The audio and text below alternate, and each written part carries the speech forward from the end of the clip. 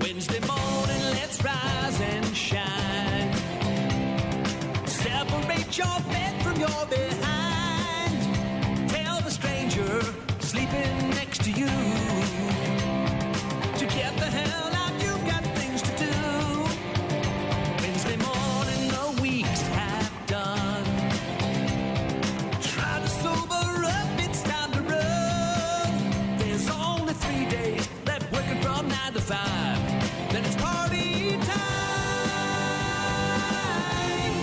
Party time.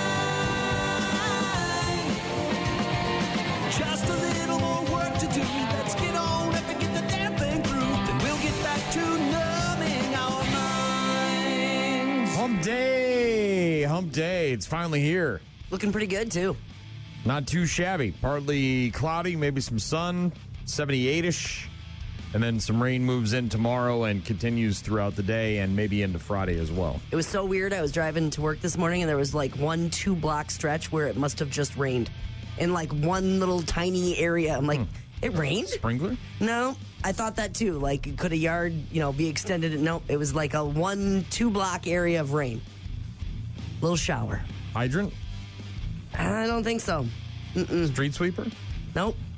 Way too much for that. Like sidewalks, yards, both lanes of the road. Oh. I don't know how that would happen. That's interesting. Little tiny rain. Looks like we'll stay dry today, but then more rain coming throughout the area on Thursday and Friday. So if you do have to mow, which I've got to get done today, then today would be the day to get it done. Take that into account. Before we get to all that, make sure you sign up for Workforce Wednesday online at rockmornings.com. Your chance to win freebies from the Sweet Stop and Sandwich Shoppe in Preston. More dad stuff. Yesterday we talked about movie dads. Today it's TV dads. Mm-hmm. Father's Day this weekend. Lots of other stuff to get to as well. Of course, if you need something, you can find us online at rockmornings.com. Offspring in 10 years in just a bit. Make sure you stick around. Don't go anywhere. Rock Mornings with Brian and Gene on your rock station. Happy Corn on the Cob Day. Here's to slathering butter and pouring salt on your hot and tasty corn on the cob. Sitting there in the little ceramic corn on the cob boat, resting between 2 plastic yellow corn-shaped skewers thrust into the ends so as to not burn your fingers. Revel as you hungrily devour lines of puffy, tender kernels from their golden tube of flavor. Left to right, like a typewriter. Unless you're one of those weirdos who bite the kernels all the way around like my Uncle Hank. So thank you, Native Americans, for turning us on to a scrumptious summer favorite. Happy Corn on the Cob Day. National Corn on the Cob Day. Had some last night. Obviously not local sweet corn. It's not ready yet, but it was okay. Corn. I love corn. I really like corn. Yeah. What do you like about corn? Ever since I was told that corn was real, it tasted good. I love corn. Corn. I hope you will have a corn-tastic day. A corn-tastic day? It's corn. It's awesome.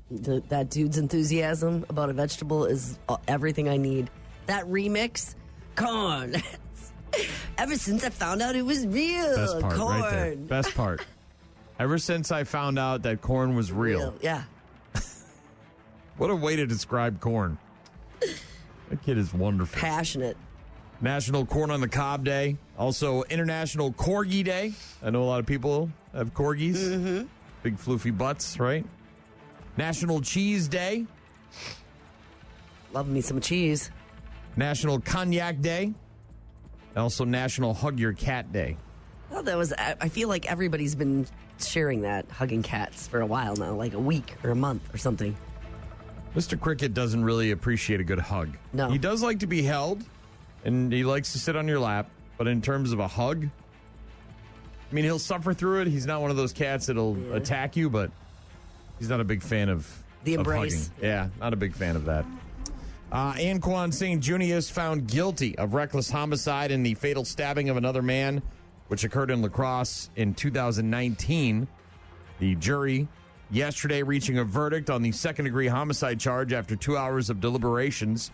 St. Junius also convicted of making threats to injure another person. He was found not guilty on 2 lesser counts of strangulation and battery, charged shortly after the January 2nd, 2019 stabbing of Virgil Stewart during an argument inside of a taxi. Lacrosse Judge Ramona Gonzalez presiding over the 2-day trial. St. Junius taken into custody to await sentencing. It looks like that'll happen sometime in the next 2 to 3 months. But he was found guilty yesterday of that deadly stabbing from 2019. Federal prosecutors arguing earlier this week that a court should reject a Wisconsin judge's attempt to have the obstruction case against her dismissed based on judicial immunity. Milwaukee County Circuit Court Judge Hannah Dugan, arrested by the FBI back in late April, charged with concealing a defendant, a gentleman named Eduardo Flores Ruiz, to prevent his arrest by immigration authorities. Prosecutors contending that her motion to dismiss the charges ignores well-established law that has long permitted judges to be prosecuted for crimes they commit. Her state judicial post is not a license to engage in conduct that violates federal criminal law, said the acting U.S. Attorney for the Eastern District of Wisconsin. Government's filing also taking aim at Dugan's claim that federal agents on April 18th disrupted active proceedings in her courtroom when they showed up to the courthouse seeking to arrest Flores Ruiz on an alleged immigration violation, arguing that it was Dugan who took it upon herself to interfere with the federal agents' performance of their responsibilities. So this case, obviously, ongoing back and forth. We'll see what happens. Elon Musk yesterday saying that he regretted some of the social media posts he made about the president last week after they broke up. Look, man, in the heat of passion, we all say things we regret.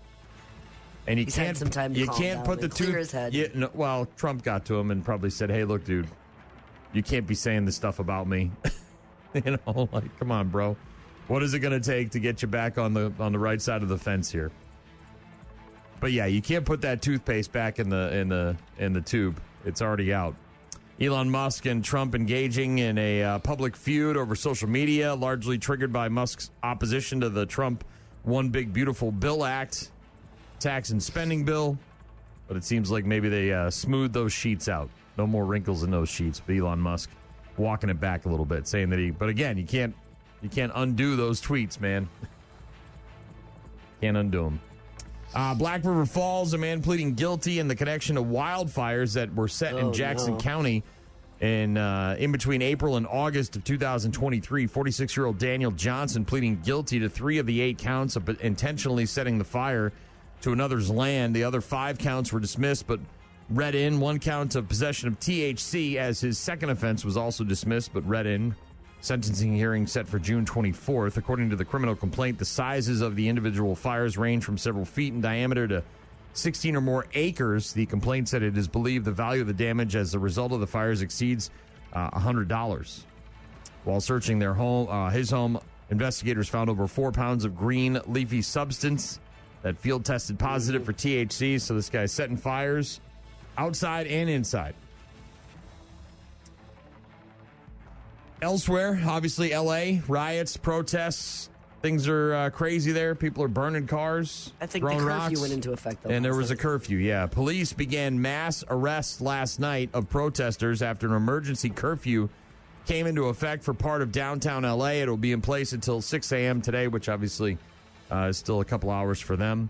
Protests similar to those in L.A. are increasingly popping up now in other major U.S. cities, including New York, Chicago, Austin, and D.C. I think on Saturday there's some kind of No Kings nationwide Texas, protest. Dallas, I think, too. Yeah. The National Guard there has been deployed in L.A. It's also getting deployed in Texas.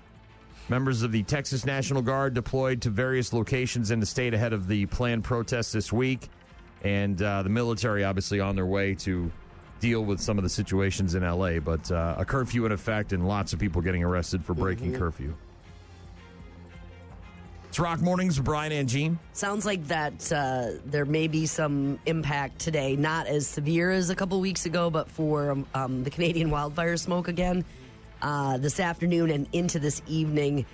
Some impacts to air quality are likely, so it's just something to keep your eyes on. That kind of hazy condition, too, returns like this afternoon and tonight, and maybe a little bit of a smoke smell. So that will be later on today. Yeah, what was it? Blood Moon last night? Strawberry Moon? Strawberry Moon, yeah. Strawberry Moon. It was big and beautiful when I got up and came to work. No doubt. Workforce Wednesday. Sign up online at rockmornings.com. Your shot at freebies from the Sweet Stop and Sandwich Shoppe in Preston. We'll get to sports in just a bit. Rock Mornings with Brian and Gene. Find them online at rockmornings.com. Self-esteem. It's esteem of your mother-loving self, as Cat Williams would say. Have some, if you can. It's Rock Mornings with Brian and Gene. The Brewers. Nice little 4-1 win over the Braves yesterday. Turning things around. And Murphy to left for Collins. Ball game. The Brewers even up the series a game apiece. A 4-1 win against Atlanta. Another dazzling start from Quinn Priester. The bullpen was exquisite. And the Brewers got home runs from Churio and Bowers. And they win their 36th game of the year. Jackson Churio, Jake Bowers, both going long. Quinn Priester struck out 7 in 6 strong innings, and the Brew Crew beat the Braves 4-1 last night. Final game of that 3-game series is today. First pitch at 1:10. NBA Finals continue tonight at 7:30 on ABC. Oklahoma City Thunder at Indiana. Game 3 of that series, which is tied up at a game apiece. The Stanley Cup Finals continuing tomorrow night at 7 on TNT with the Oilers at the Panthers. Game 4 of that series, Florida up 2-1 in that series. Obviously, lots of fights in Game 3 when the Panthers were up 6-1, almost a line brawl, and one 9-year-old kid really enjoyed it. The fighting. It was really good, and I really liked how they punched each other a lot. Hell yeah. That's how you know you're raising your kid right. That's hockey. What's your favorite part of the game? The fighting. Man, I love it when they were throwing punches. Giannis. We were just talking about him yesterday. His plans for the offseason, obviously, big discussion in Milwaukee, the state of Wisconsin. He hinted to his plans while he was talking with the media in Brazil this week, asked about his thoughts on the NBA Finals matchup between the Thunder and the Pacers. Giannis Antetokounmpo said 2 great teams made it there. 2 great teams. Indiana with my friend Pascal Siakam reaping its rewards. And on the OKC side, you've got the MVP right there. I'm rooting for some good basketball. That's it. The finals are something else. I hope to be back soon with the Bucks. I hope to be back soon with the Bucks. What did Grant say? Originally, he was 80% certain. Now he's 98% certain that Giannis is going to be back with the Bucks this season. We'll see. Plenty of storylines in Pittsburgh as they have a new quarterback. Somebody you might have heard of, Aaron Rodgers. They're still... Terry Bradshaw, of course, legendary Pittsburgh Steelers quarterback, had some not so favorable things to say about Aaron Rodgers. He's not a huge fan, I don't think. A lot of fans not happy about it. The Pittsburgh Steelers, by the way, on their social medias yesterday, posting a video of Aaron Rodgers coming out of the tunnel to practice, saying he's here, and then the comments are delicious and delightful. Yes, I'm sure. But the big news out of training camp in Pittsburgh is that Aaron Rodgers is married. A lot's been made about the ring on your left ring finger. Is that an Oura ring or anything else? That wedding ring? Anything? Yeah, it's a wedding ring. Congratulations. Thank you. How long ago? It's been a couple months. Last week, when Aaron Rodgers was signing the contract with the Pittsburgh Steelers, people noticed that he had a ring on his ring finger. And, of course, nobody got in front of him with a microphone until this week when he was at practice, and he confirmed that he was, in fact, pregnant. You done messed up, Aaron! Not pregnant, married. Who the hell is this person? Well, he was dating someone named Brandy, I guess, not too long ago. You got to assume that's who it is. Everybody's trying to do internet deep dive sleuthing. Brittany is apparently her name. Not quite sure what she does or what she's up to or what the deal is there, but Aaron Rodgers is off the market, ladies. It's a trap. Yes. Interesting. Yeah. That was super, super, super on the DL, huh? The other, he had said part of the reason it took him so long to sign his contract with the Steelers is because someone in his inner circle apparently had a medical issue and A lot of people thought it was cancer, and now he's married. And so, yeah, his life, kind of twisting in all sorts of different directions. The other news about Aaron Rodgers signing with the Pittsburgh Steelers is that they will have to play the Cleveland Browns twice this season. And people put a microphone in front of Myles Garrett. I don't think I know who that is. Do I know who that Cleveland Browns defensive end Myles Garrett, perhaps the best defensive end in the league, had only one thing on his mind when he was asked about Aaron Rodgers. What do I think about it? Face him twice a year. I think it's a good opportunity to put him in the graveyard. Oh, snap! Oh, jeez. I don't think he truly wants to kill him or put him in a graveyard, but I think we understand what he's saying. He definitely wants to get to the quarterback and feed on some of that. Again, if you're looking for a distraction today from reality, go to the Pittsburgh Steelers social media feeds and read the comments. Look for the video from yesterday of Aaron Rodgers trotting out onto the practice field and enjoy the comments. Yeah, but I was reading a Sports Illustrated about him being the leader there, and they're saying he wants to win. He still has it when he went to the Jets too.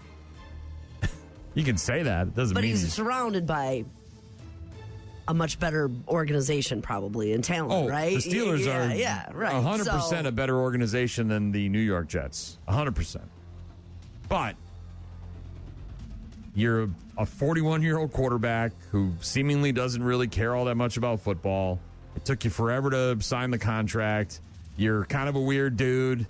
You've already, gone to other places and failed. And you've got this team that, is sort of just able to coast into the play. I don't know. It just doesn't seem like. But he's been hired for the job, so it's the time now for them to believe in him. I mean, that's who's their quarterback. So, well, the players, are more important than the fans. But I still think he's going to get his ass booed when he goes out. I don't think the fans going to like him. Sports on Rock Mornings. Got some requested Volbeat in a couple of minutes from my guy Travis from GECU. He texted me yesterday. He's like, are you going to the STP show? And I said, hell yeah, I'm going to the STP show. Stone Temple Pilots at Maple Grove venues with Blackstone Cherry Saturday night. Looking forward to being there. And then he's like, hey, play this Volbeat for me tomorrow morning. I was like, okay, that seems odd. You were just talking to me about STP. And yeah, you sure it's not Blackstone Cherry? Nah, he was very specific. So we'll get to that next. Rock Mornings with Brian and Gene on your rock station. Julie. Julie. Guess what day it is? Julie. Julie. Guess what day it is? Guess what day it is? Guess what day it is? Anybody? Guess what day it is? Guess what day it is? Anybody?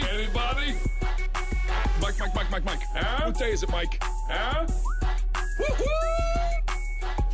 Mike. What day is it, Mike? Oh, come on. I know you can hear me. Leslie, guess what today is? Leslie, guess what today is? Leslie, guess what today is? Leslie, guess what today is? Hump day. It's hump day. Hump day! It is, in fact, hump day. And that means Workforce Wednesday. Sign up on the website, rockmornings.com. You could score freebies courtesy of the Sweet Stop and Sandwich Shoppe in Preston. Very easy to do. Just tell us where you're working. I did not get an email about where he's working, but I did get a nice email last night. It was someone who won meet and greet passes for the rally that's coming up.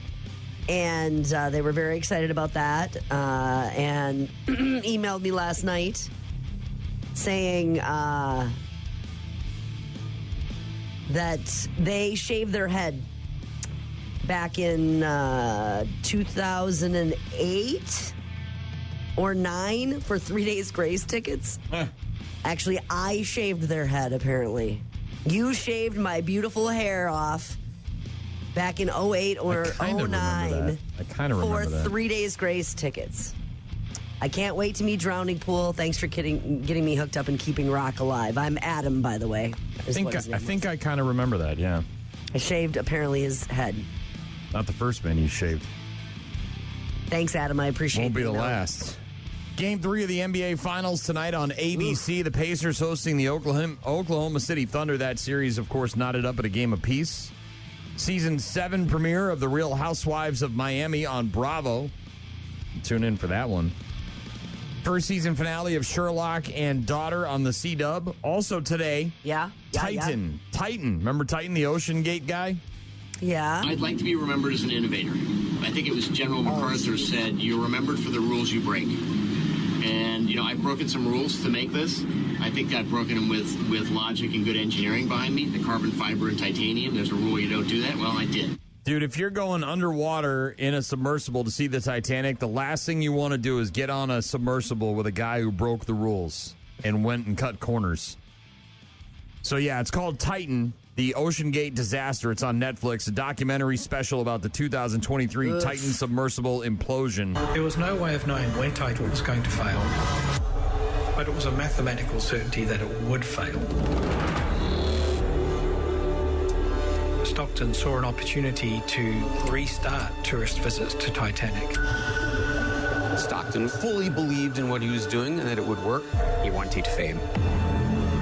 To fuel his ego, fame. I have no desire to die. Yeah. I understand this kind of risk. I thought Stockton was a borderline psychopath.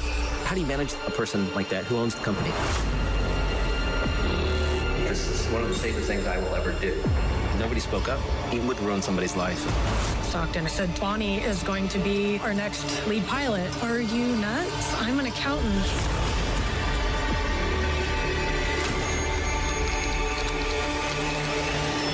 No one's dying under my watch. Yeah, well, people did die in your watch. Yes. I don't want to die in it. Yeah, I bet. Xbox controller. I don't want to either. Xbox controller. Unbelievable. And I think the window in this thing, too, if I remember correctly, was only like yay big. So you're down there, you're just completely sardined into this thing. You paid a bunch of money to do this, and the best you can get is a couple of seconds looking out just a peephole at the Titanic when there's such beautiful, vivid images of them on the internet, thanks to James Cameron. I mean, come on, bro. It's on Netflix today. It's called Titan, the Ocean Gate Disaster, a documentary about that. I didn't want to die when we went down there, but... Also today, the streaming premiere of Snow White on Disney+. This is the live-action version that people are very mad about. This was my father's kingdom. A place of fairness. Like the Queen. Changed everything. Take him away! Your Majesty. What did you say? The people need some kindness. You know, I really don't remember you being this opinionated. Magic mirror on the wall. Who is the fairest of them all? Famed is thy beauty, Majesty. But the lovely maiden I now behold. I look at you, and I just want to be the fairest of them all. Snow White streaming premiere. Gal Gadot as the evil queen. Rachel Zegler as Snow White. Also on television tonight, late night shows. Fallon is new with Gerard Butler and Michelle Monaghan. Kimmel's got Amy Lou Wood, Lil Wayne, and Arnold. Yeah? Stephen Colbert's got Coleman Domingo, Gary Oldman, Jonathan Pryce, and Kristen Scott Thomas. Seth Meyers also new tonight with Conan O'Brien and Jenny Slate. Heavy hitters. We finished up the second half of Sinners last night before bed. And? Unbelievably good film. That's what my daughter said. She came home and she was like, Mom, it's so Blew my good. mind away. Blew my mind. Look, I've seen all the vampire movies. Yeah. And lots of scary movies. I haven't been this impressed by a vampire movie since 30 Days a Night, which was, I don't know, 15, 20 years ago. It was the vampires in Alaska. You know, this is really good, huh? Yeah. Really well done. Incredibly acted. Slow burn. Takes a while to get there. Good character build. Vampires are creepy as hell. That's exactly what. Yeah. So okay. It was really good, really good. And stick around for everything. Stay from the beginning to the end. They don't set it up for a sequel. It's not like a Marvel Cinematic Universe type thing where they give you an Easter egg at the end that tells you there's another film coming, which there may be. I don't know, but there is stuff like a post-credit scene, and then there's one right at the end, apparently. So it's not a whole lot, but it's called Sinners. But thumbs up, 2 thumbs up. Oh, man, fantastic. Huh, I'm going to have to watch that now. Really good. So good, I almost wish that the slow burn wasn't so slow, because the action was awesome. But I think any more of it would have done the movie a disservice. You know what I mean? It would have just been like, then it's just a vampire killing movie. But, yeah, it was good. Real good. It's Rock Mornings with Brian and Gene. Again, Workforce Wednesday. Sign up on the website, rockmornings.com. Travis, as I mentioned, from GECU, wanted to hear that Volbeat earlier, even though he was asking me yesterday if we were going to the STP and Blackstone Cherry Show on Saturday night at Maple Grove venues. And Doc texted in and said, let me be of service. I request Blackstone Cherry. Of course he does. He's going to the show, too. Yeah. A lot of people are, actually. If you don't have tickets, you can go to mgvrockconcerts.com. That's MGV, as in Maple Grove venues. Rockconcerts.com to buy your tickets for this Saturday night. It's Stone Temple Pilots, Blackstone Cherry, and the Unlikely Candidates at Maple Grove venues in West Salem. They are doing a shuttle from the Texas Roadhouse out by the Valley View Mall. So if you're thinking about maybe not driving out there and you want to take a shuttle, maybe make it a little easier to pick up an Uber or Lyft afterwards if you get that shuttle back. Every half hour, they'll be running from 4:30 until midnight for free. Yeah, and that's, again, the park and ride where we do our bus trips to Lambeau and Miller Park over there by Texas Roadhouse. Rock Mornings with Brian and Gene. Find them online at rockmornings.com. You may not know who Rodin was, but you probably heard the name. Not the most famous artist of all time. Yes. But he was a French sculptor and artist. Yes. Lived from 1840 until 1917. Generally considered to be the founder of modern sculpture. So obviously a very famous, influential sculptor. But in terms of artists that you recognize, not on the top of the list. Sure.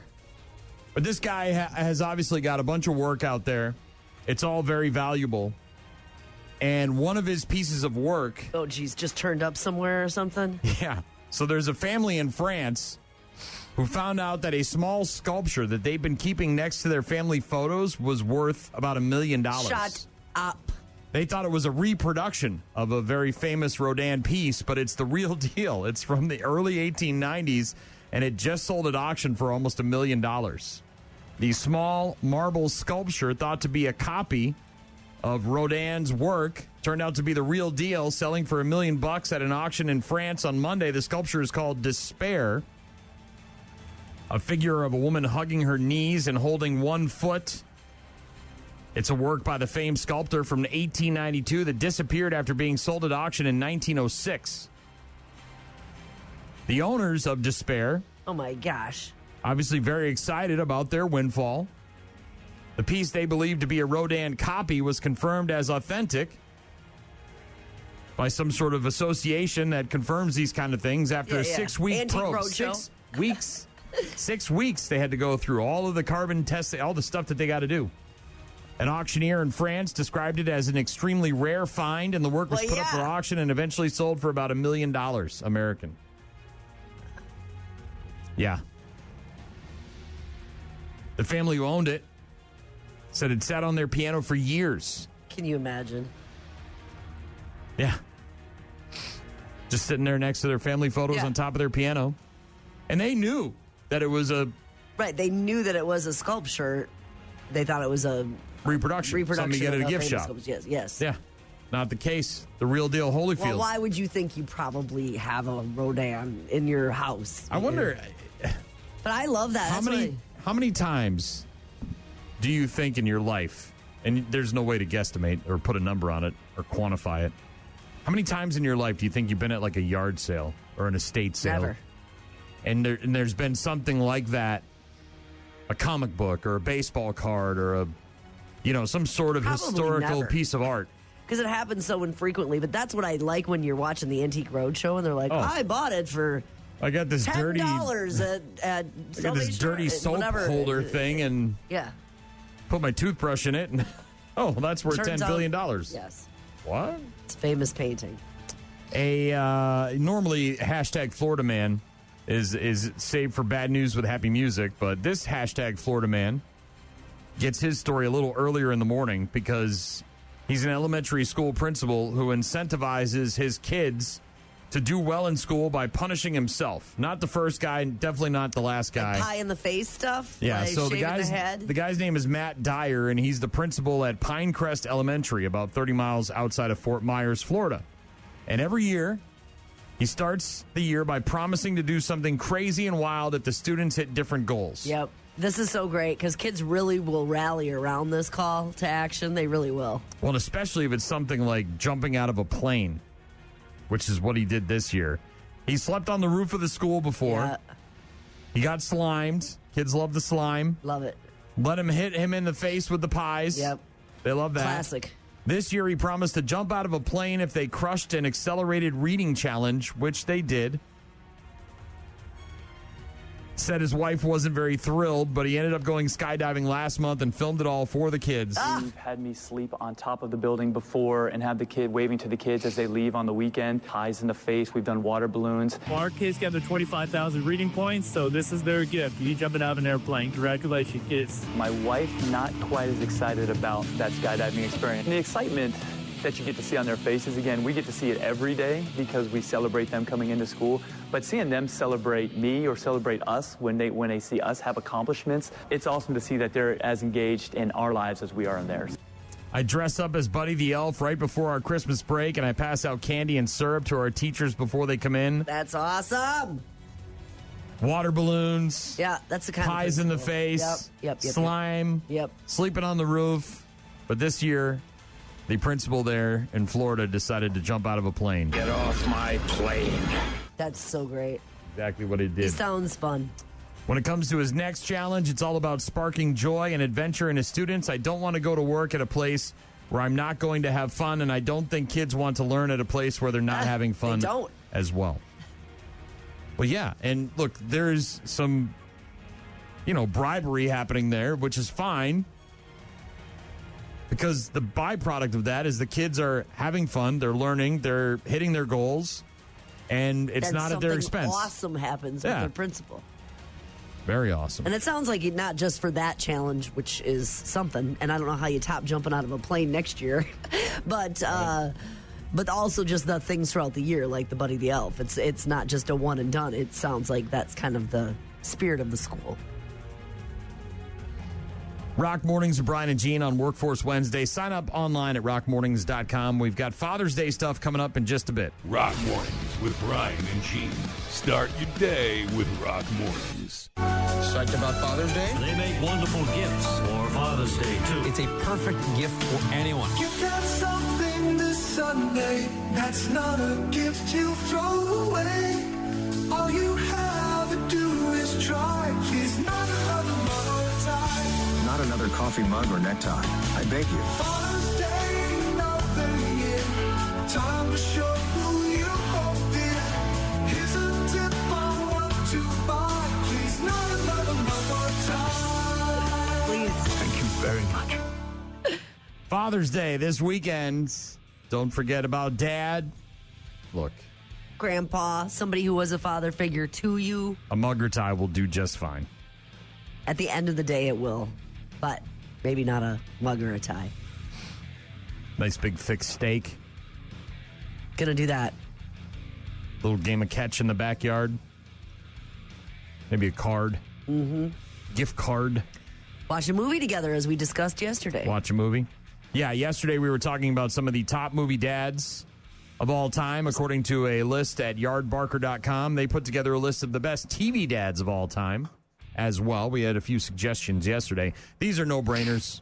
I mean, it's pretty much any family-friendly show that's ever been on television. There are, of course, some outliers on this one. They've got a large list of these. Starting with number 25, Ward Cleaver from Leave It to Beaver. You'd think he'd be higher. Gonna be awfully rough on the Beaver, I'm afraid. Yeah, really rough on the Beaver. Oh, my God. Tim Taylor from Home Improvement coming in at 22. Yep. Apparently, they got dragged on the internet this week for going woke. There was a woke thing in one of their episodes where one of the kids made his girlfriend make him sandwiches or something, and people got all mad about it. It's like, that show's like 30 years old. Well, but I saw the It's clip like of digging that. up a dead body and killing it again. That doesn't really. It I doesn't saw really that happen. clip. Tim was getting after him about that kind of attitude and behavior. So I don't. Well, and just the fact that Tim Taylor is kind of an anti-woke guy, right? And so here's this woke part of his show from back in the. I don't know if it was woke. It was just, hey, treat your It's woman the internet, dude. respectful. They just love to be mad about crap. Number 20 on the list. Thought he'd be a little bit higher. Your boy, Red Foreman from That 70s Show. You morons just hung vacancy signs on your asses, and my foot's looking for a room. You know, I ought to vandalize your ass with my foot, and then I'll light my foot off in your ass. If I had mistletoe, I'd kiss you. If I had missile foot, it'd be in your ass. Sleep tight, and don't let the bed bugs put their foot in your ass. How'd you like to own a little bit of my foot in your ass? Foots and asses! You know what else is hot? My foot when it's in your ass. How about I drive my foot into this thing called your ass? You know, we could call in a specialist to find my foot in your ass. How would you like your keen eye to watch my sure foot kick your smart ass? Red Foreman from That 70s Show making the list at number 20. Philip Drummond, 19, Different Strokes, adopted. Right? Yeah. A couple of kids, had his own daughter, adopted a couple of kids. Philip Banks, Fresh Prince of Bel-Air, not really his dad. Father figure. But was the dad, of course, for the other kids there in the house. Yep, But Will yep. Smith's character, well, that was his uncle, Uncle Phil. Phil Dunphy, speaking of Phil Dunphy from there you Modern go. Family at number 17. Mike Brady of the Brady Bunch coming in at 15. Here's the story of a lovely lady who was bringing up three very lovely girls. Yeah, Mike. Again, these are all no-brainers, right? It's just basically any family-friendly show. Obviously, the Cosby Show's not going to make the list anymore. Now, as a TV dad, he was a good He was dad. a great dad. But he was drugging people and raping them on the set of that show. So you don't TV get... dad, though. How about Full House? There's 3 dads on that one. We're getting there. We're All getting right. there. We haven't even cracked the top 10. Again, this is a list of the top TV dads. My favorite show. I was waiting for this. So low on the list. Your real mom and dad and brothers and sisters. On your crying, the best. Listen to those beautiful harmonies. Jason Seaver from Growing Pains at number 13. Yeah. Mr. C. Howard Cunningham from Happy Days at 12. My guy, Homer Simpson at number 11. Oh, my gosh. That's just a dad. And a show.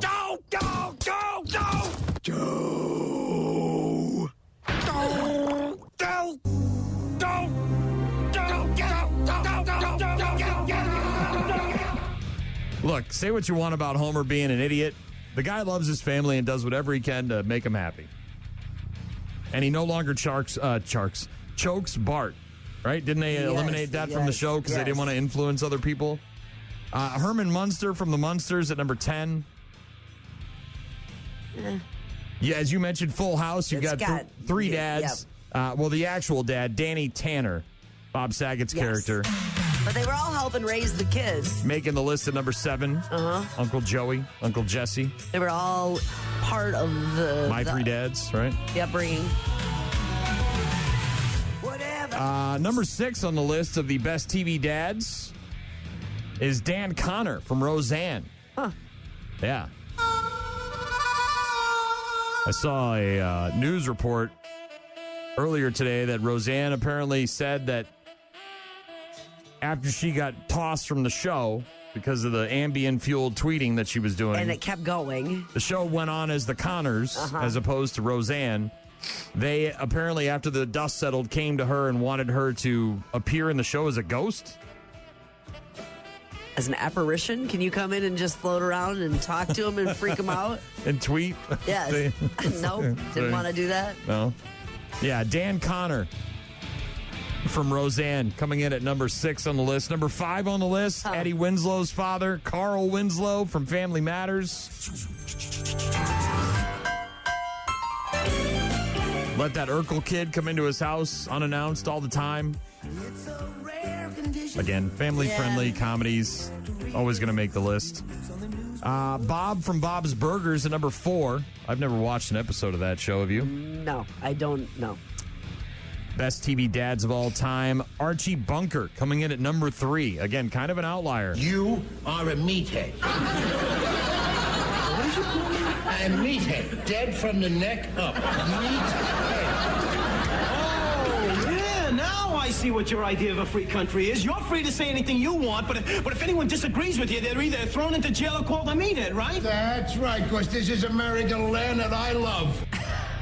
These are all, for the most part, sitcoms, aren't they? They're not dramas at all. No, I think maybe because you think of a typical sitcom, 22 minutes, you've got some fun at the beginning, an issue in the middle, dad solves it at the end, and then you've got your wrap-up like Jerry Springer. You know what I mean? Like the moral of the story. Because there are obviously dramas with good dads. Number 2 on the list of the best TV dads, Andy Taylor from The Andy Griffith Show. Wholesome. Americana. Never watched it, so I have no idea what kind of parenting style he had.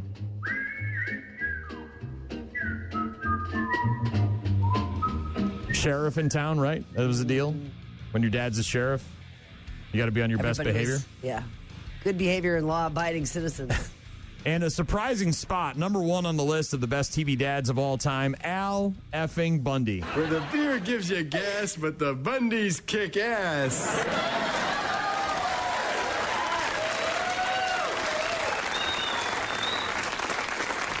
At the nudie bar. Nothing wrong with taking your son to the nudie bar when he's of age. See, I don't know. Nothing wrong at all. Frank Costanza from Seinfeld. Nope, didn't make the cut. Didn't make the cut. Frank Costanza neither did Jerry's dad on Seinfeld. Yeah. I mean, there's a billion TV shows out there. Well, and Schitt's Creek. See, these are all, well, that's a sitcom too, I would Somebody texted in and said, Al Bundy better be there. He is. He was number 1. Again, people not understanding the assignment. Someone said Clark Griswold better make that list. These are TV dads, not movie dads. Yeah, Johnny Rose from Schitt's Creek. He was. We did Clark Griswold yesterday when we were talking about movies. Yeah, it was. Thank you, though, for listening.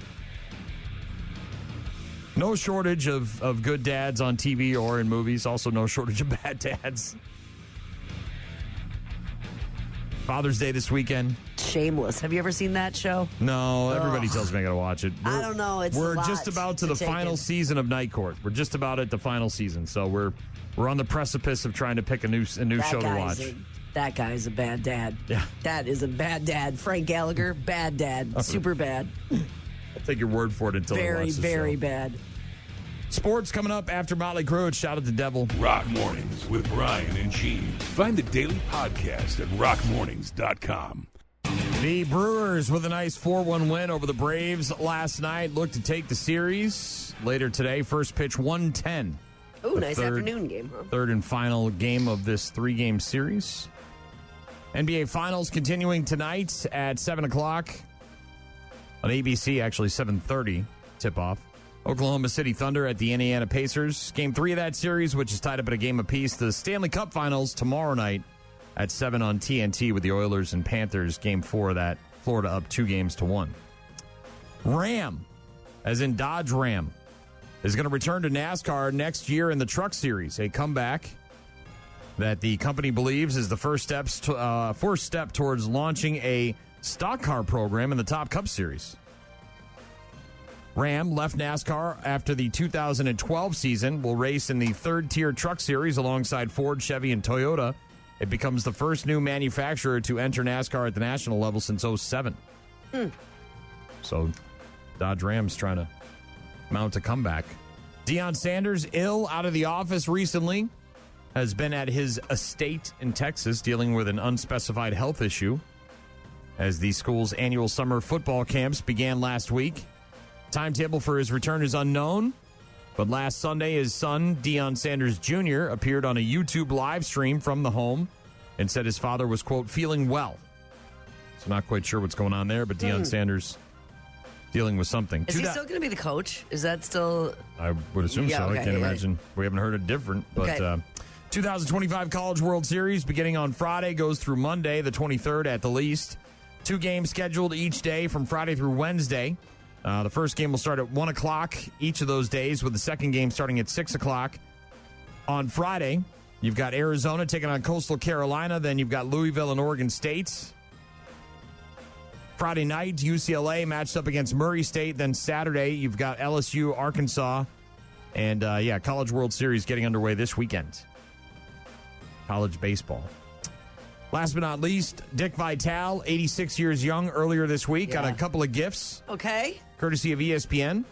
The legendary ESPN college basketball analyst signing a multi-year contract extension through the 27-28 season. Awesome, baby. Additionally, ESPN unveiling the creation. This is so cool.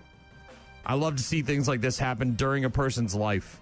Unlike the Pete Rose screw job, where they waited till the guy was dead and buried before they decided to let his ass into the Hall of Fame. This is some sort of tribute to Dick for all of his... And again, I'm not comparing Dick Vitale's career to Pete Rose's career, just the dead and alive situation here. ESPN unveiling the creation of the Dick Vitale Invitational, an annual men's college basketball event that will honor the color commentator and former coach. The inaugural Dick Vitale Invitational, Duke against Texas, November 4th at the Spectrum Center in Charlotte, North Carolina. So that's very a big cool. Deal, huh? Very cool move by ESPN, not only signing Dick Vitale to an extension, but also starting an invitational, which of course will pay off for them, with advertisers and all that crap. But yeah. Dorothy, the latest from her, featuring Slash. It's called Tombstone Town. We'll get to that next. Rock Mornings with Brian and Gene. Weekdays, 6 to 9. Take this job and shove it. I ain't working here no more. It's hump day, halfway through the work week. It is hump day, so sign up for Workforce Wednesday. Yes, please. Online at rockmornings.com. Let us know where you're working. Your chance to score freebies courtesy of the Sweet Stop and Sandwich Shoppe in Preston. And I think that you and I will have different answers to this question. All right. Does your boss understand what you do? I would say yes, for the most part.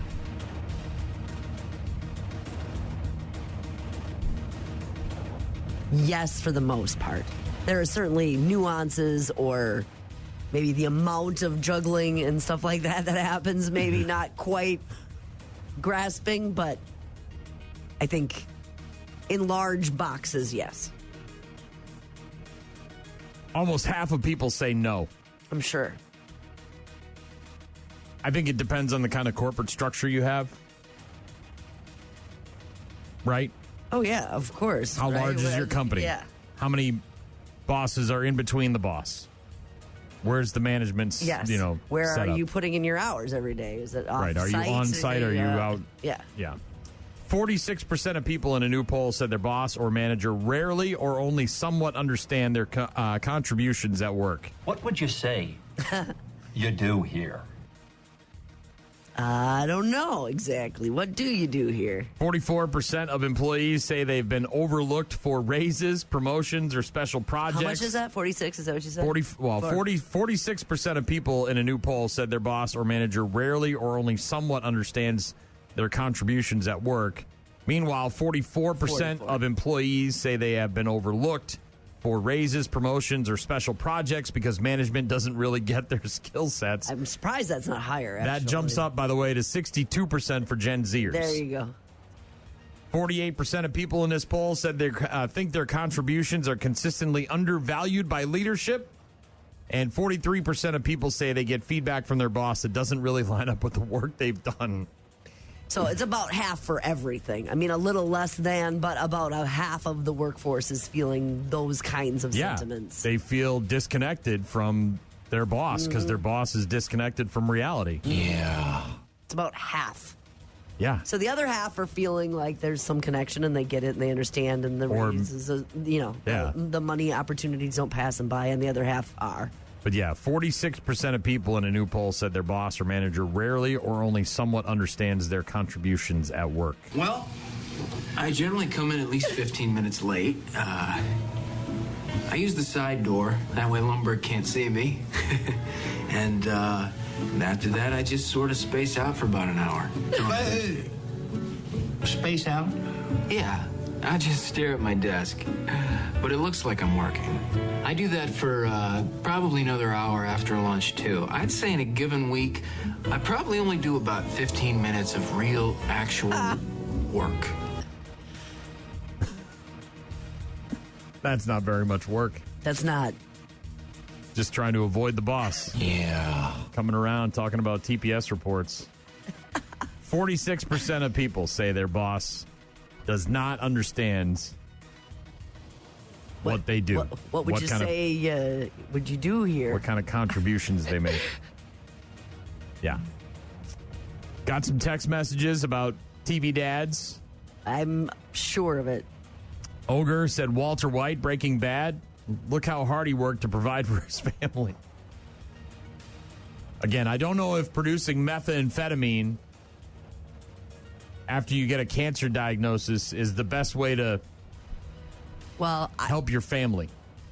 There's obviously lots of begin a criminal empire, violence and bad things that go on, but Kevin Costner in Yellowstone is a good dad. But that's more of a drama, and there's bad stuff that happens along the ranch. But as far as being, does he care about his kids? Yes.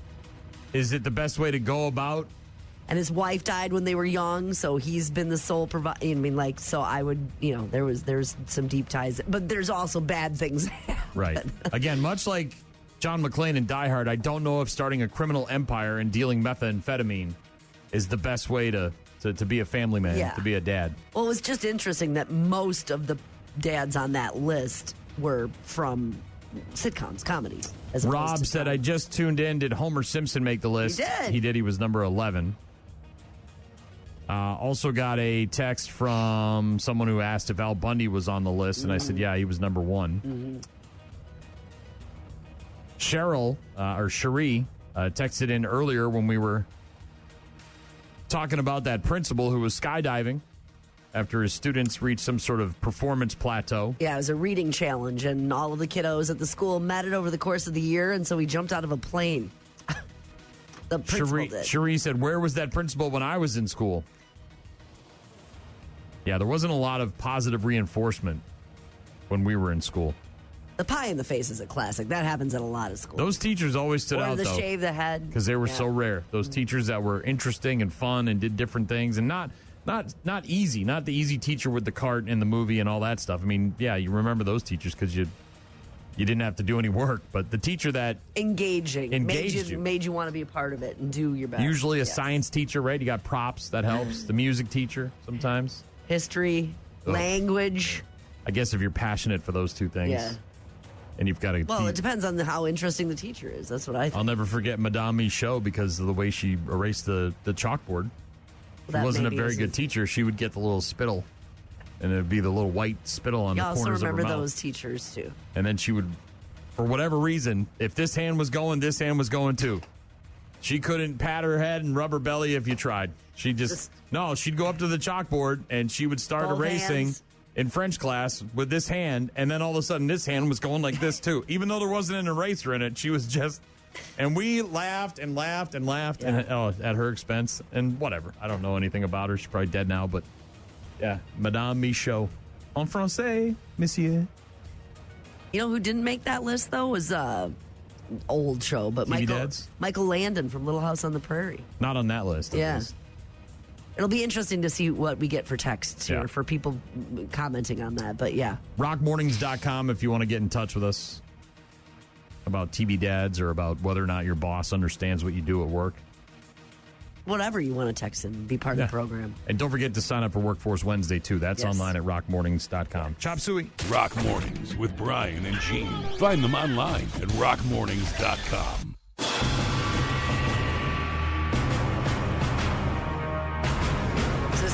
Is this a robot? Is this a car that drives itself? The future is here. We're really signing our own death warrant with all this AI technology, allowing these computers to do everything for us and eventually kill us when they become sentient and decide that we are no longer needed.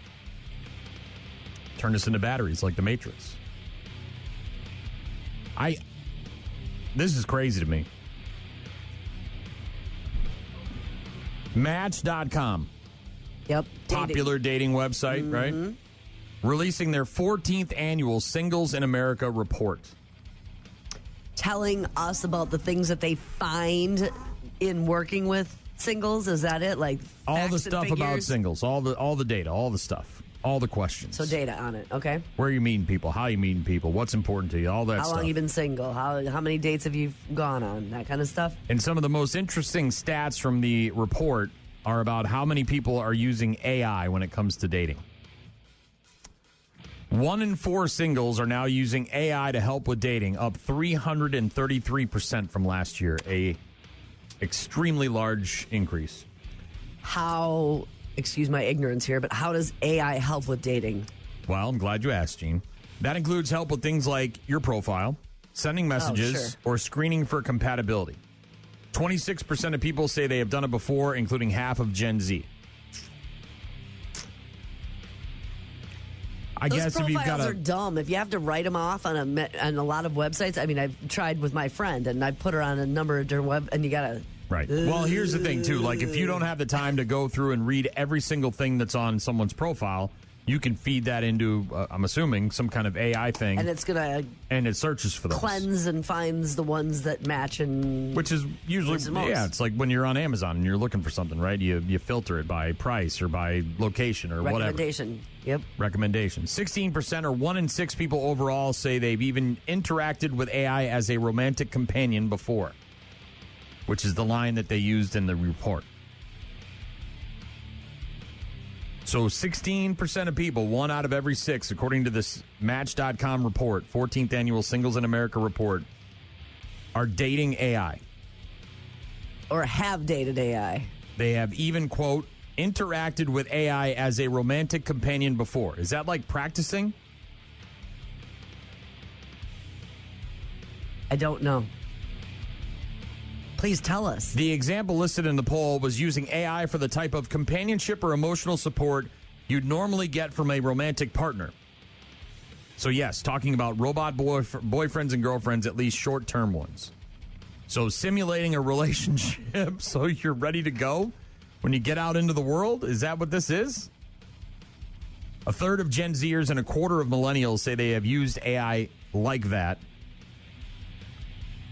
40% said having an AI boyfriend or girlfriend does count as cheating in 2025.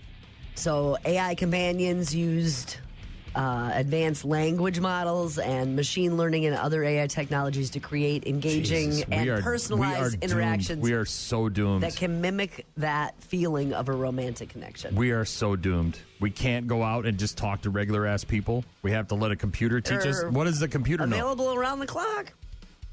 Empathetic. We are learning. We are losing the battle rapidly. It may happen in our lifetime. I thought it wasn't going to happen in our lifetime. I thought I would be in the clear. I thought it'd be good. I thought it would happen after me. And what the hell do I care? You want to destroy the world? Have at it. It may happen in the next 20 years. If we get the AI. 333% increase. I understand that though. I get the filtering because if you can have filtering's one thing, and also helping write because like I told you, I was doing it for my girlfriend and it's dumb. It's like you got to fill out all this stuff so I could see it. Helping to fluff her eyes and some of that. Let's say you're in a committed relationship. Over 6 months of dating. Anything over that, right? Whatever that entails. Because the first 6 months, dates, like each other. Maybe there's another couple people you're dating you're with. on a high. It's up Maybe here. you've made it exclusive, all right? So 6 months, exclusive, one person. Does having an AI girlfriend or boyfriend, along with an in-person boyfriend or girlfriend, count as cheating? Where you're going home and at night, maybe your girlfriend or boyfriend is asleep or they're working, they're unavailable, whatever the case is, you're lonely, you hit up the phone, you turn on the AI and you're like having romantic... Are you having erotic conversations? I don't know what you're doing. I have no idea how this all works. Are you shoving the phone up your ass? I mean, I don't know what these people are doing. No. You're talking, if you're having erotic conversations and... is that cheating? Is it? I don't know. Is it? I don't care. I mean, people want to bang AI. Let them bang it. I don't care. think they're not. I think it's a bad idea. I think it's a bad idea. I think it's all a bad idea. Well, what about the doll people, the robot doll things that look like that move and talk and do the things like real people? That's scary. Well, the romance dolls that like. Let's be honest. You sit down at the table and share a meal with. Let's be honest here with the romance dolls, okay? A lot of those are not for relationships. They are for strict purposes, right? But we've seen them where they're I know like people do having dinner. those are minimal here. We're talking, again, a huge increase. 1 in 4 singles are using AI with dating. And 1 out of every 6 are using it to have romantic conversations and actual boyfriend-girlfriend stuff. Maybe to practice, to try to, Again, you're straying away from the that. question. I don't know what the answer is to that. What would your kids say? Your kids are into this stuff? They're not. They're young. They're young. This is their world. This is the world they live in. I don't know. I haven't talked to them about that. Have they been replaced by robots? Are your kids Terminators from the future? I don't think so. All right. I'll look closely into the pupils you have two tonight. No, it's the two. You have 2 dogs, and if they don't react unfavorably, then you're okay, because that's the real tell. Yeah, no, they're favorable. Dogs don't like the Terminators. All right. Favorable.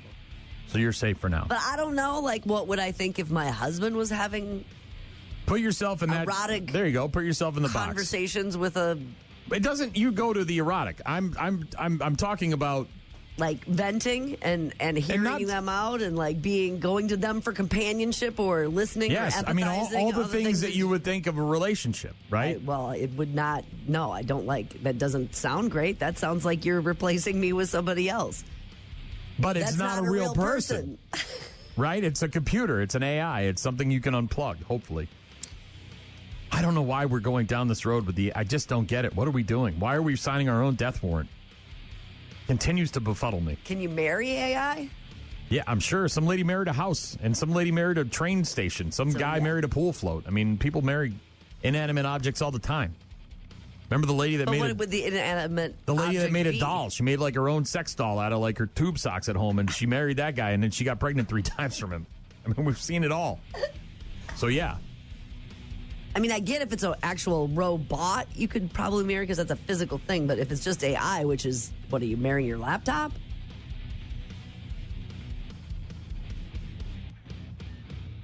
Is it okay to have an AI boyfriend, girlfriend? I guess let us know while you're in a committed relationship. Or in general, it's a simple yes or no. I don't think it's good for anybody. I don't think it's good for... No. It's cheating. You're taking part of yourself that's for your partner, your human partner. And what if you don't have a human partner? Then whatever. You're putting phones up your rear end. I mean, whatever. That's what you're doing. In your rear end. No, they're not. You're letting robots bang you. It's not that. Yes, it is. That's not the question, though. The question was if you are in a committed relationship and you're also... Pros and cons. Dating girlfriend, boyfriend, AI people. I mean, does that count as cheating? Not people. Just AI. I can't imagine, I'd like him to have a more, French pool boy delivery to his voice. Could we get him to be a little bit more... Oh, no, maybe not that much French. Maybe just... You know what I'm saying? You could... Well, it was nice knowing you. You could decide on you're what all taking of that. the blue pill is what you're saying. I'm not. You're going I'm back just into saying, you're going back into the matrix. You don't want to live in the real world with real people. Somebody already did marry AI. I'm sure it happens a lot. Hologram, apparently. It was nice knowing you, Gene. It's hard to hug. All right, bad news, happy music coming up a bit later on. We'll get to the friggin' sports after Alice in Chains. Rock Mornings with Brian and Gene. More from Brian and Gene is coming up. There will be a day that is the end. The collapse of time and all that stood within it. A day of nothing, of no one, of nowhere. But that day is not today. Today, we burn bright. Today, we blind the earth with our desire.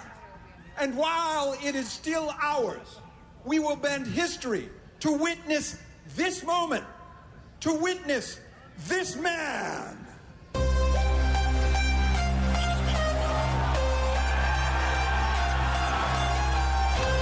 humble consequence of carbon. The fleeting spray of life turned diamond by the sun. Forever suspended in that instant indifferent to the gods, for he does not envy their power. He will not plead their pardon. He will curse and spit and sneer and shout his name at the heavens. I am the shining arc of humanity. Yield to my dominion. And if we must compete for our place within existence, we submit as our champion, the champion of the world, of now and of always, of the air, of the fire, of the sea, of the land, of the free. Ladies and gentlemen, the Nathan's Famous 4th of July champion of the world, Joey Chestnut! Oh my gosh. That was a lead up for a... Dude, he does it for everybody. Not that hype, but boy, oh boy, I love that guy. That is a lot of hype. And he does it off the cuff. Have you ever watched it? No. It's impressive. As a person who talks for a living, that guy can the guy who does the hype, and I think he's one of the owners of Nathan's Famous Hot Dogs. Dude. And he's out there in the heat with his suit on and his goofy hat, and he's introducing 30 or 40 different people, and he's got all this stuff up in the gray mat, and he drops science on everybody leading up to their performance at the Nathan's 4th of July hot dog eating competition. That is super hype for a hot dog That was, eater. by the way, from 2023 for Joey Chestnut, the king of kings when it comes to eating hot dogs. And apparently, he might be back. Yeah, because he didn't do it in 2024 because he was a Vegan spokesperson for food byproduct dog or something. Gross-ass vegan hot dog. And so he couldn't eat the Nathan's. Last year, he did do that other pay-per-view challenge. Wasn't it a pay-per-view? Yeah, it was him against Kobayashi, and he dominated Kobayashi. Yeah, he did. And now Joey Chestnut may be back on ESPN for the 4th of July hot dog eating competition.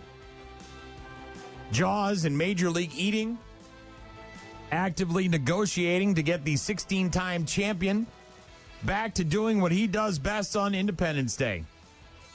And from what it sounds like, both sides want that to happen. Initial rift that caused Chestnut's absence from the 2024 contest, which was his sponsorship deal with Impossible Foods, is not a factor in the discussions.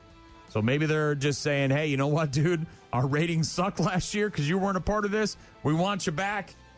Let's get you back. And we don't care what your little side hustle is with them, if they're writing you a check here and there. You can still he's not going vegan. He's still eating meat. He is. He's just put his name getting on that some money from Impossible Foods. Mm-hmm. That hype is real. It is. That dude, if you've never seen it, it's impressive. And again, he's not holding cue cards. He doesn't, as far as I know, he doesn't have like a teleprompter or anything like that. He's just doing it off the cuff. He's just a hype guy? It's impressive. It is impressive. I got to look now. The hype guy for Nathan's hot dog. I think it's one of the owners of the Nathan's. George Shea, master of ceremonies.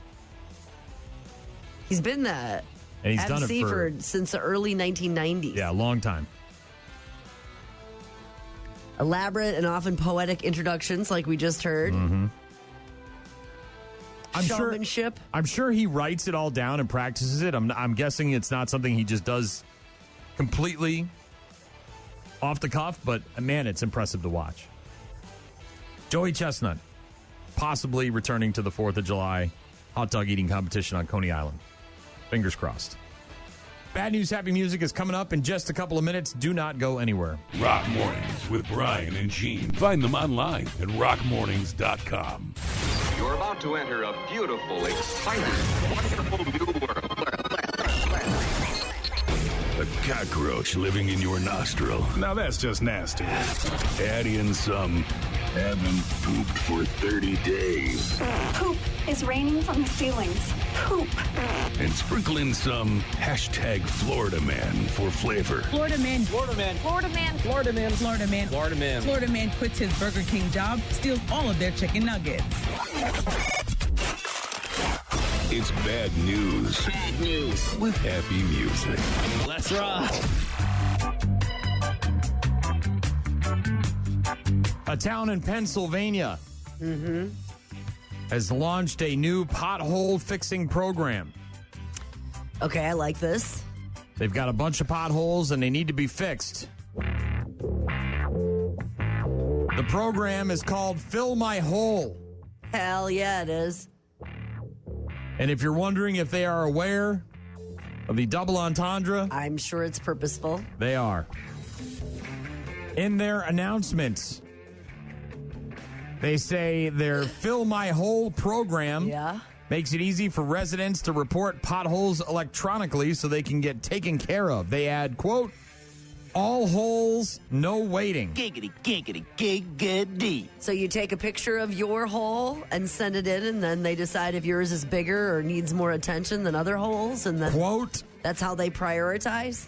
Quote, some holes may require a little more TLC. See? But rest assured, you'll be provided with a reason if we're unable to fill it ourselves. Pleased with the way our crew handled your hole? We want to hear about it. Use the Contact Us on our website for all questions and... I like where this is headed. ...compliments. You can go all the way out to your hole, Shaw. You can go all the way out to your hole. You can let them know about the one that's really bothering you. Which hole's giving you the most Somebody on problems. Facebook asking the town, quote, I love this. if we want to fill our own holes... Yeah, that's a problem, though. You shouldn't be doing that. Is that okay, or does it need to be filled by a professional hole filler? It does. The town responded, best to leave it to the professionals. It's in the hole! You can't go fill in your own holes. Somebody else asking the town, can they fill deep holes? And do they clean dirty holes before they fill them? The town responded, holes are cleaned first. Debris may prevent adhesion of the filling. Deep holes are no problem. Yeah, they get extra attention. They have to. You want it to stick. You don't want to go to all that effort for not. Fill My Hole. Pothole filling program. Solid program. Now, there's city government at work for regular people. Yeah, people who get it. Mm-hmm. They understand, man. We'll play along. We like it. It's good. It's not for everybody, but hey, as long as the potholes are getting filled, results is what we want. Mm-hmm. Means to an end. Means to an end. Elsewhere in the bad news with happy music, a guy held 3 men hostage at gunpoint because he thought one of them was sleeping with his wife. One of the 3? Cops later found drugs on the guy, and he said, oh, that's my cocaine. Just throw that out.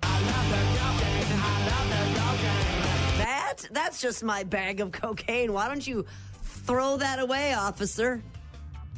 This is in Utah. A man arrested last Friday following a multi-agency search after he allegedly held 3 men at gunpoint for 2 hours inside of a residence.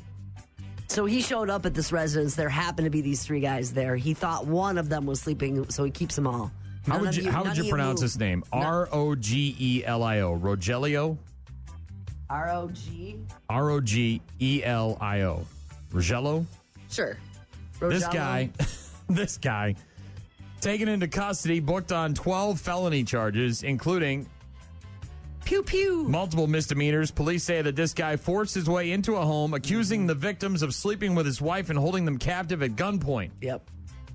According to the police department, the incident began Thursday night when this guy broke into the residence and shook one of the men awake. So none of these guys were sleeping with his wife? I don't know. Oh. He was pointing the handgun at this dude, demanding to know if he had slept with his wife. The man denying the accusations. This guy reportedly accepted his answer before leaving the home. The following morning, he returned. Oh, geez. Broke back in and entered the same room. Did not see the first victim, but found a second man sleeping in the bed. Why are 2 dudes sleeping in the same bed at different times? Why did he leave and come back? And why, if that guy broke into your house and asked you if you were sleeping, wouldn't you call? Unless you're sleeping, why wouldn't you call the cops? Woke this guy up at gunpoint, forced him to walk towards the living room. While walking through the house, he noticed another closed bedroom door, kicked that in, found a third man asleep, then forced the second victim into the room where he again demanded to know where his wife was. Which one of you was sleeping with her? A fourth man inside the home overheard. How many people were in this? It's like a clown car. Inside the house, overheard the commotion, entered the room. This guy then pointed the gun at him, forced him into the bedroom with the others. He then threatened to kill the 3 men if they didn't tell him what he wanted to know. There's 4 men. He wanted to threaten to kill the 3 out of the 4, not the 4th one?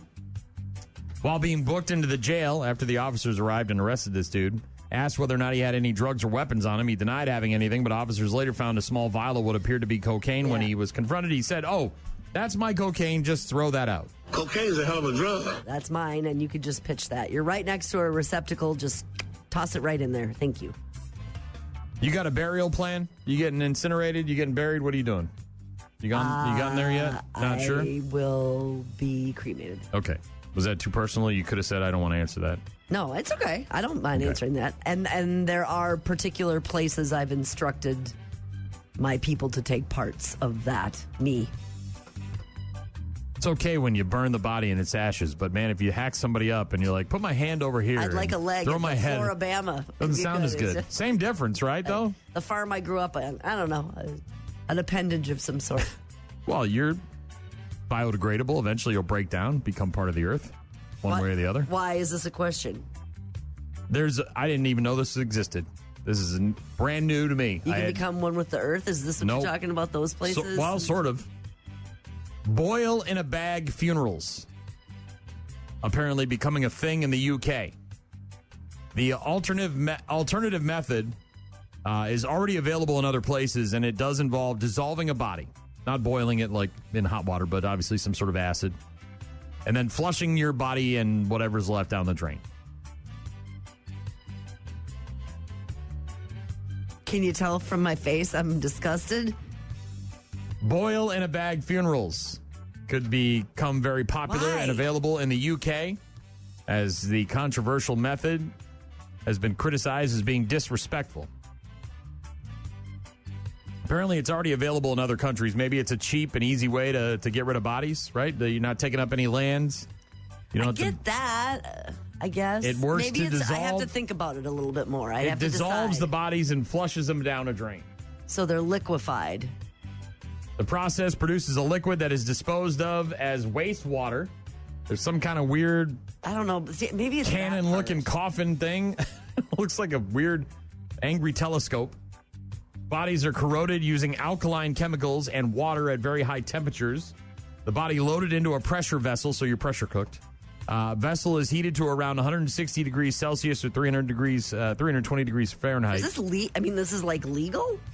It looks like a legitimate thing. It breaks down the body into a liquid along with the bones. The vessel is loaded with a mixture of water and alkaline chemicals. Liquid known as effluent goes down the drain. The remaining bones and teeth are ground to ash for the bereaved to take home. So rather than a big box, you get a small box. Yeah. You guys want to go see a dead body? I have to think more about that and what I think about Skeptics that are opposed to the technique believe that that it is a disrespectful way to treat the dead. Well, I don't know. Look, dude, if you're dying and this is how you want to go, then you have no say in it anymore. I guess I have to think about it some more. I don't think it's any more disrespectful than cremation, but I have to figure out, the whole flushing into the water system seems just weird. And I get it, but I don't know.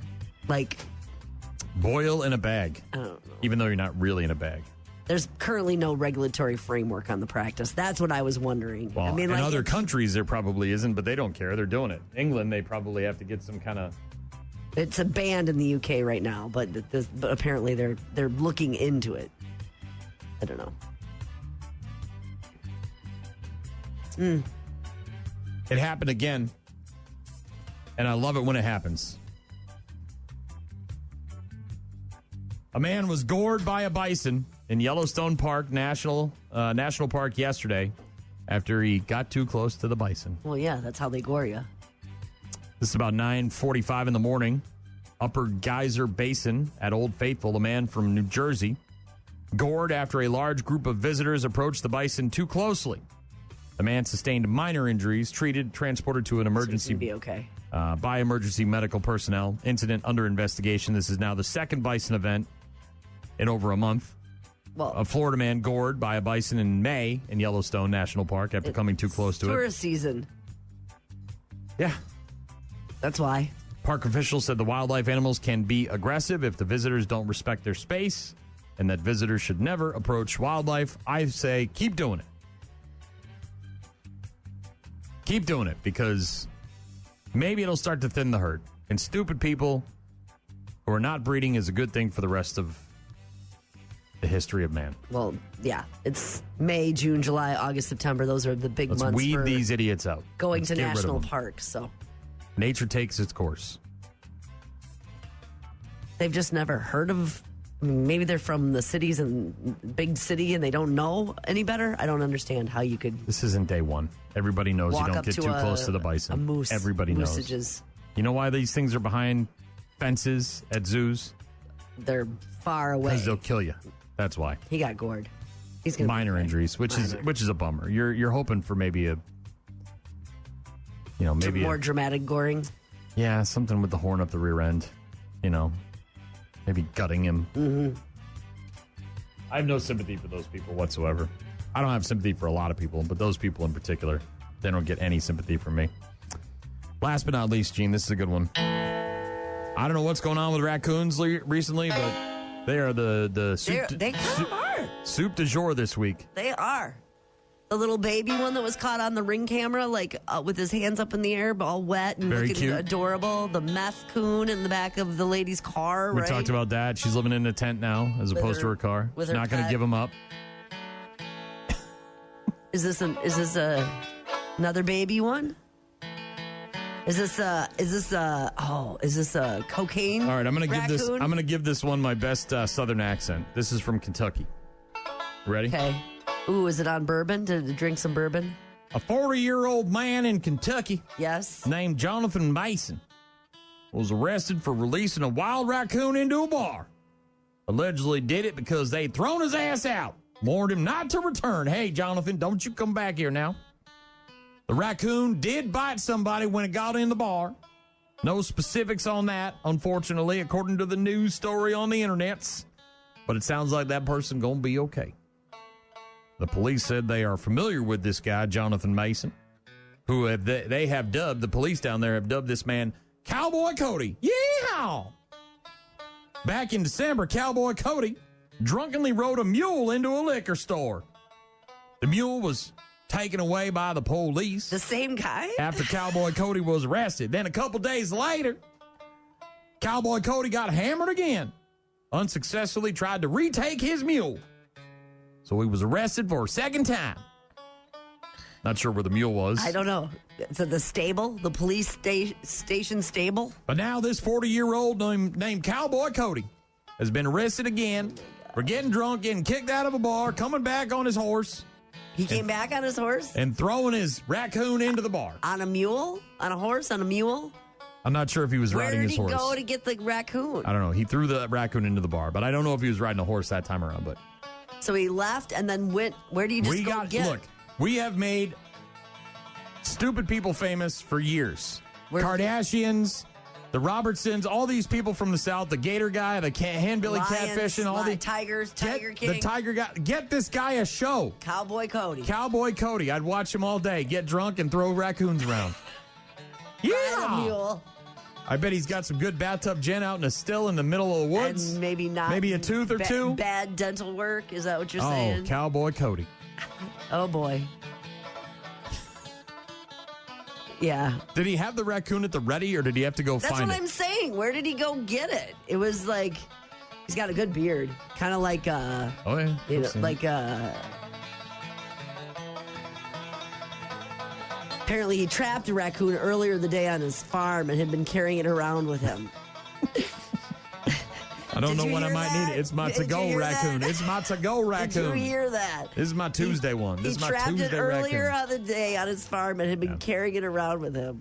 If you want to see Cowboy Cody, go ahead and give him a Google. It's worth it. Get this guy a TV show. Bad News, Happy Music on Rock Mornings with Brian and Gene. Right? Yeah. We got our Workforce Wednesday winner coming up in a couple of minutes, along with the rest of our daily check-ins. Right now, it's Blur. Rock Mornings with Brian and Gene. Start your day with Rock Mornings. Call. Hello. Email. I tried emailing you. Text. So many ways to check in with us. Check. We rely on you guys for traffic updates, requests, and all sorts of other stuff. Check this out. rockmornings.com. Hit the website for all of our contact info. Got a lot of text messages today. Alex said, good morning, guys. It's definitely cheating, at least to me. If you are single and bored or nobody wants to talk to you, then AI is fine, but doing that during a committed relationship is cheating for sure. Oh, sure. Oh, so? I mean, it's fine if you're lonely. Somebody texted in and said, hitting close to home now, along with a screen cap that says federal immigration raid at Omaha meat production plant sparks protests in Omaha, Nebraska. Yeah, I mean, they went after the guy in the courtroom in Milwaukee. They're not, I mean, they've been getting close to home for a while. It's nothing new. Ogre texting in, talking about TV dads. Asking about Walter White from Breaking Bad. Look how hard he worked to provide for his family. And I said, I don't know if that's a great representation of what a father should be. Right. Starting in a legal drug operation. I get it. Tongue in cheek. Somebody else suggested Clark Griswold, and I said we were talking about TV dads, not movie dads. We did that yesterday. They said, I would have tuned in while at work, but the app is disabled, so I can only listen in my car.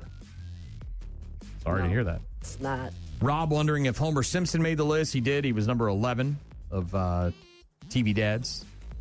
Father's Day right around the corner. Somebody else wondering if Al Bundy was on the list. He was number 1. Cherie texting in, asking about the principal. Where was that principal when I was in school?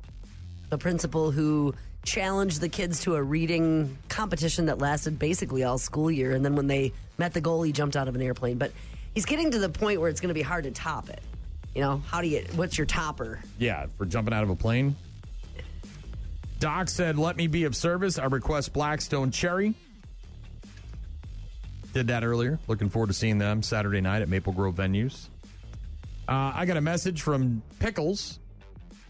Said, that's a man, John effing Wayne. Pilgrim. My buddy TJ said, in regards to your current segment, I definitely will say that you do more than just talk. As a person who used to do what you do, I understand and respect it. Oh, we were talking about the guy who does the hype for Nathan's hot dogs. Well, it's pretty impressive, though. Does your boss understand what you actually do? Oh, that part. Okay. Yeah. Thank you very much for all the correspondence. Good to hear from you guys. Our Workforce Wednesday winner this week is... Before we get to the winner, I just want to say hi to a bunch of people. Thank you for letting us know where you're working. You can do that at Rock Mornings. Let us know. And we give away freebies on Wednesdays. But we've got a couple... we got a librarian at a Catholic elementary school. Loving the show. I love that. That's a... how do you... Everybody's diverse. They have different things. Are we the naughty thing of her day? Like the thing that... is it a her or him? It's a her. Are we that, like the... I don't know. I'm just telling you. Are we the cheat day? Are we the cheat day in her diet? Loving it. She loves the program. I got to know. I need more information. I got to know. Wait a minute. We can't gloss this over, We are glossing it over. We're just... I need to know. Are we the cheat day in the diet? She's a librarian at a Catholic elementary school and likes the program. I just talked about a drunk guy throwing a raccoon in a bar. That was good, though. Cowboy. He's Cowboy Cody. We've got another teacher working at Evergreen Elementary. By the way, truck driver. We got somebody who's doing the landscaping at Ho Chunk in Black River Falls. Winona as a boiler engineer. Thanks for listening. That's Zach. A bunch of people at public schools, Caledonia. There's a Head Start program teacher that's listening. And our winner this week is Sue, who's working at Source Energy Services in Blair. Thank you to everybody who listens and signed up for Workforce Wednesday. I love this. Let us know where you're working. Including the librarian at the Catholic elementary school. Mm-hmm. We're not on in the school, are we? No, I'm sure on her way to work and getting Airbuds or something like that. Mm-hmm. I don't have a good relationship with churches. Just Bluetooth and all over the place. Does she know I tried to beat up a priest one time? She just works there as a librarian, okay? Well, she's in the room, though. She's in the building. To beat him up. She's in God's house. That was in your head. Well, I didn't try to beat him up. I threatened. I said, look, dude, you don't know who I am. I'll come across this table and smack the you-know-what out of you. Yeah, that was in a dream. No, it was real. No. You can ask my wife. She was sitting right there. She had tears in her eyes. All right. Thanks for checking in with us. We'll talk to you tomorrow.